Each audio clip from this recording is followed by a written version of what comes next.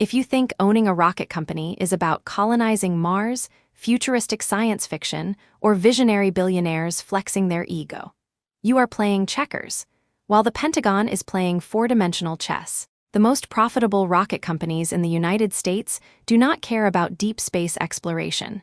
They care about ground-level tax codes, federal defense budgets, and weaponized real estate.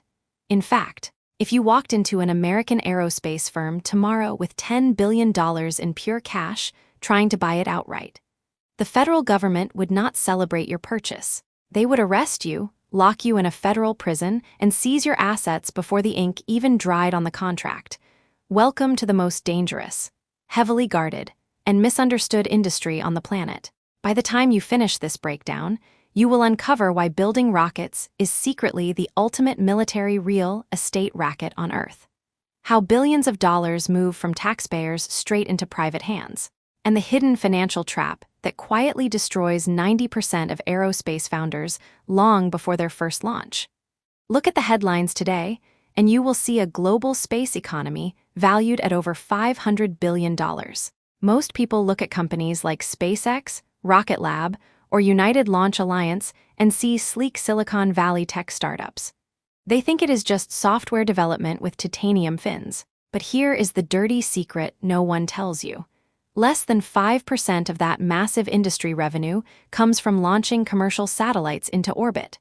The rocket business does not operate like big tech. It operates like an exclusive, heavily guarded defense cartel, where the rules of normal capitalism simply do not apply. So, who actually owns these aerospace empires? On paper, you will see venture capital firms, private equity groups, and famous founders holding the stock certificates. But in reality, the ultimate silent board member of every single rocket firm in America is the United States Department of Defense. Under a strict federal law known as ITAR, the International Traffic in Arms Regulations, an orbital rocket is legally classified as an intercontinental ballistic missile without a warhead. Think about what that means for a second. You cannot sell a single share of your company to a foreign investor without Pentagon approval. You cannot hire the world's top engineering talent if they hold an international passport. And if a foreign entity even attempts to acquire a controlling stake in your rocket startup, the federal government will instantly freeze your bank accounts, revoke your launch licenses, and shut your doors overnight. You might own the equity on paper, but Uncle Sam owns the power switch. This brings us to the ultimate question: how does a rocket company actually generate billions in revenue? You probably assume they make their fortune selling payload space to telecom companies. But that commercial market is merely a front door.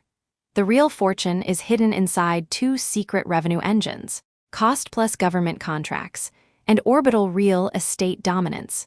Under a traditional cost-plus contract, the government agrees to pay for all of your research and development costs, plus a guaranteed, built-in profit margin, regardless of whether your rocket actually works. Read that again. In almost any other industry, if your product explodes on day one, you face immediate bankruptcy. In the rocket industry, if your prototype explodes on a Pentagon testing range, you are often awarded tens of millions of dollars extra just to investigate why it blew up. It is a mind-bending business model where failure is not just tolerated, it is literally monetized. Consider the classic defense contractor case study. For decades, legacy aerospace giants relied on these exact cost-plus guarantees to stay wildly profitable without ever innovating.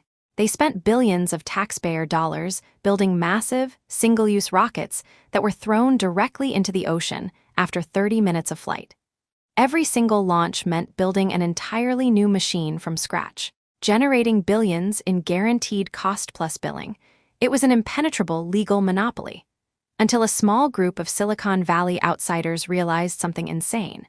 If you can somehow break that government umbilical cord and lower your costs, you can trap the entire market. But to do that, you first have to survive the cash furnace.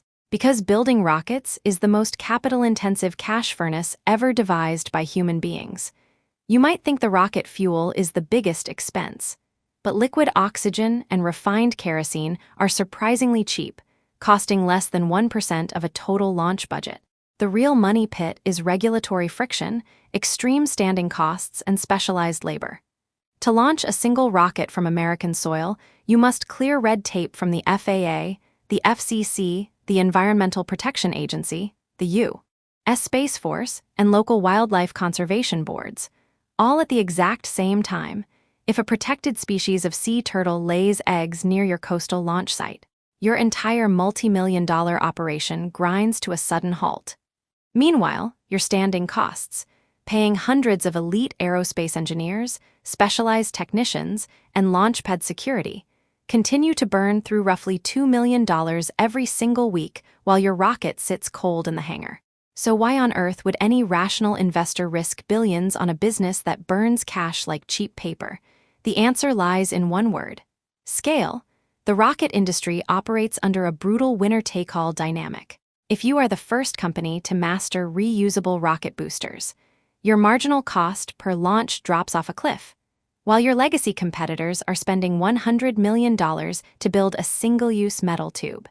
You are refueling the exact same booster for a tiny fraction of that price and flying it again 3 days later. Once you achieve that structural cost advantage, you do not just outcompete rival rocket companies. You make it mathematically impossible for them to survive without massive government bailouts. You create a permanent natural monopoly, where the incumbent gets richer with every launch, while newcomers drown in debt before ever reaching the cloud line. When you combine reusable rockets with satellite megaconstellations, the business model transforms into an absolute money printer. When a rocket company drops thousands of its own satellites into low Earth orbit, it is not just providing global internet. It is claiming microscopic strips of space highway that no competitor can ever occupy again. You are no longer just selling transportation. You are laying down the invisible toll roads of the global digital economy. Every byte of data passing through those orbital highways becomes recurring revenue, funding even more launches and locking out potential rivals forever. Yet, despite these massive moats, even the market leaders live on a terrifying razor's edge. The risks in this business are absolute, instantaneous, and unforgiving. A single tiny manufacturing flaw, a cracked O-ring, a faulty valve, or a microscopic sensor failure can turn a $200 million payload into a ball of blinding fire in a microsecond. When that happens, it is not just a financial loss. The FAA will instantly ground your entire fleet for 6 months, or even a full year, to conduct a grueling investigation, while your rockets sit grounded. Your operational costs do not stop. You are still hemorrhaging tens of millions of dollars every month with zero revenue coming in. And if political winds shift in Washington, D.C., a multi-billion-dollar government defense initiative can be canceled overnight with the stroke of a single pen, leaving specialized factories completely useless. Looking ahead, the rules of this billion-dollar game are changing faster than ever before. We are entering an era driven by AI-designed rocket components, automated robotic assembly lines, and additive 3D manufacturing that can print complex engine manifolds in a matter of days rather than months. At the same time, the strategic landscape is shifting from simple satellite deployment to point-to-point Earth transportation. The Pentagon is already funding programs to use commercial heavy-lift rockets to move hundreds of tons of military cargo anywhere on the globe in under 45 minutes, completely bypassing foreign airspace, territorial waters, and ocean choke points. The companies that win these next-generation government contracts will not just dominate space. They will control the ultimate logistics network of global trade and military power.